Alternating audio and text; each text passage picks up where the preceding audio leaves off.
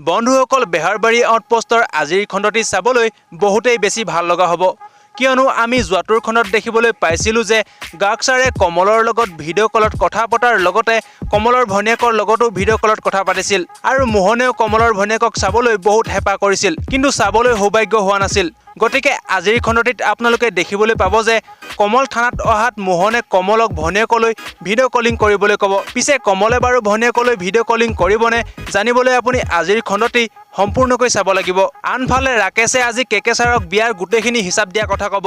পিছে আজিও কেকে ছাৰে বিয়াৰ হিচাপখিনি পাবনে জানিবলৈ আপুনি আজিৰ খণ্ডটি সম্পূৰ্ণকৈ চাব লাগিব আনহাতে মোহনক আজি গদা ছাৰে এটা ভুকু মৰা দেখিবলৈ পোৱা যাব আৰু মোহন লগে লগে মাটিত ঢলি পৰিব